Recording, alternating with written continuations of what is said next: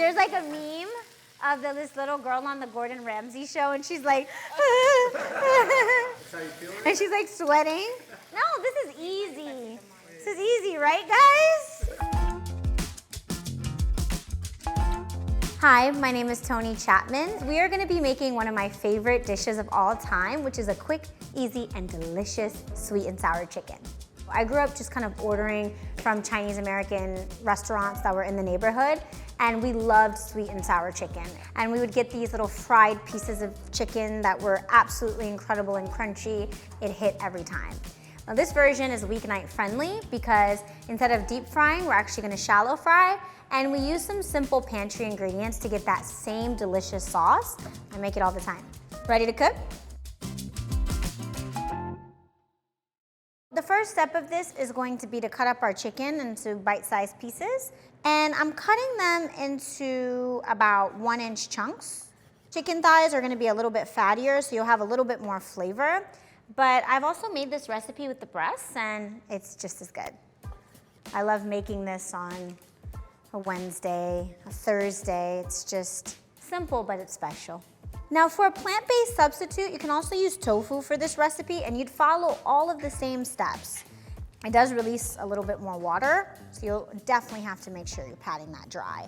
Same goes for your chicken. You're always wanting to work with patted dry chicken. That way it gets a really nice sear in the wok. We're gonna mix together some kosher salt along with some black pepper. We're gonna take some garlic powder and some smoked paprika. We're gonna mix that together, and that is going to be our seasoning blend. So we're gonna go ahead and season our chicken bites all over. So then we're gonna mix that up, mix, mix, mix. Oh, it smells so good. We're gonna be using cornstarch as our little crunch factor in this recipe. The cornstarch is going to really give it this nice crust. I use cornstarch when I shallow fry all the time, and I like using cornstarch on its own because it's gluten-free. So as you mix together the chicken, you want a thin, light coating. It should be nice and thin. That should be visual. Almost like a little powdered donut, you see? Everything is coated perfectly. It's nice and dry. There's no globs of cornstarch. It's not wet and thick. This is perfect, and it's gonna be super crispy and not heavy. I absolutely love wok cooking because you can do so much in a wok. You can shallow fry, you can even deep fry, you can stir fry. So depending on the size of your wok, you may use a little bit more oil, but right now what we're gonna do is we're gonna pour the neutral oil into the wok. You want about a 1/4 inch of oil. We just want enough to get our chicken to be nice and golden. So now we're gonna start dropping our chicken. You wanna drop away from you, right? Just for safety. I like to do this with my hands. You can use tongs. Do you, this is easy. We're gonna be doing this in batches because we don't wanna overcrowd the pan, and that's gonna make sure that every piece is crispy. We also have enough oil for a couple of batches because everything is being done in one wok. So you wanna make sure you leave your chicken undisturbed for a couple minutes, right? Because you want it to develop a nice little crispiness, and then we'll flip it on the other side before removing it. So give it about 2 to 3 minutes. You'll start to see it. You'll start to smell it too. The chicken is gonna cook pretty quickly because the wok is pretty hot. What you're gonna see on your chicken is like this nice little thin crust that's going to be like, it's crunchy, but it's a thin layer of crunch. You wanna move everything around to make sure that everything is fully cooked. Smells amazing. Love, love, love this. All right, so once your chicken is like golden brown, you're gonna go ahead and remove it. I like to use a rack-lined sheet tray. That way, all of that remaining oil can kind of drip down so that you don't have a super oily chicken. This is really important. I love cooking with sheet trays. I feel like they're one of those like low investment culinary items that really make a difference in your cooking. So now we're gonna go in with our second batch. You'll have to do about 2 to 3 batches. And I know it looks like a lot of chicken, but we only use 2 pounds. It's just because we cut it small, which is nice, very shareable. You wanna lower your heat. And the thing about woks that they do get really hot quickly, so you wanna watch your heat, right? And we're gonna take some veggies, and we're gonna go ahead and we're gonna add that directly into the wok with the remaining oil.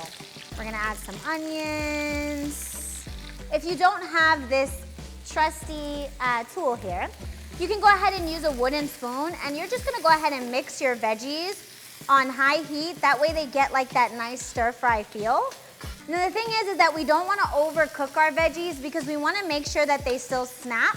You want them to have texture. You want it to have bite, right? We've cooked these for about 2 to 3 minutes. It smells really good. Now what we're gonna do is start working on our delicious sauce. So we're gonna start off with some ketchup. Then we're gonna go in with some pineapple juice. Woo, you smell that? We're gonna use some apple cider vinegar. I like this because it adds some acidity as well. Some brown sugar. We're also gonna add honey. Now yes, we do have a couple of sweet elements here, but remember, it's sweet and sour chicken. We're also gonna have some soy sauce. It's gonna be our umami moment. And we're using low sodium soy sauce, by the way. That's really important, but the soy sauce is also gonna help with the color. Minced garlic. I love adding some minced ginger too, because that's really gonna give it a little je ne sais quoi. Is that how you say it? And then some Chinese 5-spice. I'm gonna lower the heat a little. And we're gonna mix all of that into our onion and peppers. This sauce is going to thicken up a little bit as we let it simmer. We're also looking for our veggies to have softened a bit, but you don't want them too soft. So as you see, they're soft now, and that's when we're gonna go ahead and add in our chicken. Everything is cooking in one wok. One wok cooking. I love it. And we're gonna mix this together. Look at this. Holy. This is an absolute banger. Look at that. Wow. Oh my goodness. I like to add some pineapple chunks on top. That's like a cute little thing that I like to do. Give it that American flair. Pineapple also gives it like a nice little depth of flavor. This is pretty much done.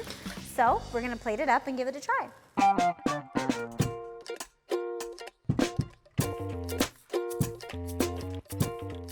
This is so beautiful and colorful. We garnish with some scallions, and it's optional. You can add sesame seeds if you like, if you want a little bit more texture and a little bit more garnish. I mean, this is just unbelievable. It tastes just like takeout, but there's no deep frying there. The sauce isn't super heavy. I just can't believe it. And the little pineapple chunks are like a little dessert before the real dessert. Are you guys gonna give it a try? I like to be critiqued and praised. If you want to find this delicious recipe and many more, head over to nytcooking.com. Yum! This is beautiful. Wow, I love this one. Really proud.